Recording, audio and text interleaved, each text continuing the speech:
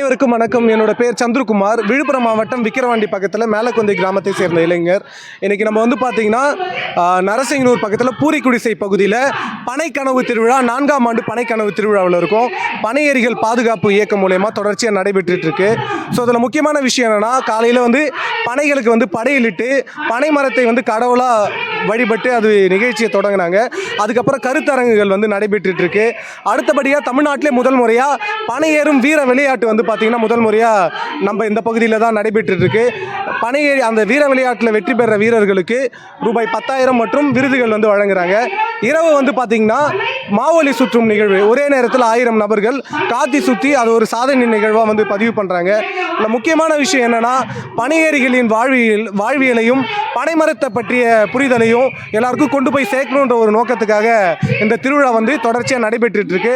அது மட்டும் இல்லாமல் பனை பொருட்களை கண்காட்சிப்படுத்துகிறாங்க. பனையோடைய பொருட்களை மதிப்பு கூட்டி அதை எப்படி சந்தைப்படுத்துறதுன்னு சொல்லிட்டு ஸ்டால் எல்லாமே கடைகளும் போட்டுட்ருக்காங்க. இங்கே நான் தொடர்ச்சியாக 4 வருஷமாக வந்துட்டுருக்கேன். ஒரு மிகப்பெரிய ஒரு நிகழ்வு. தமிழகத்தில் இங்கிருந்து எங்கெங்கே இருந்து பனையேரிகள் மற்றும் பொதுமக்கள் பல பேர் கலந்துட்டுருக்காங்க.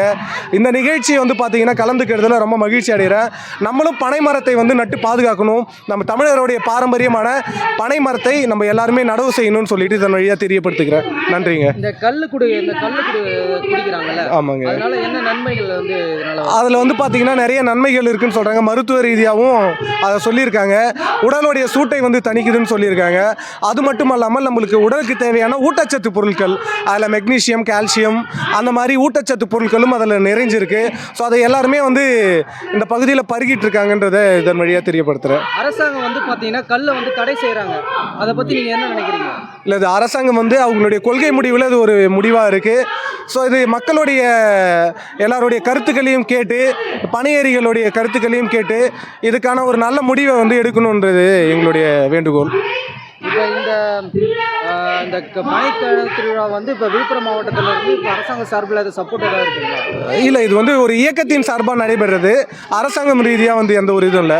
ஒரு இயக்கம், பனையேரிகள் பாதுகாப்பு இயக்கம். அந்த பனையேரிகள் கூட்டமைப்பு மூலயமா நடைபெற ஒரு திருவிழா. இது அவங்களுடைய இயக்கம் மூலயமா நடைபெற்றுருக்கு. இது 4வது வருஷம் நடைபெற்றுருக்குங்க. உங்கள் பேர்?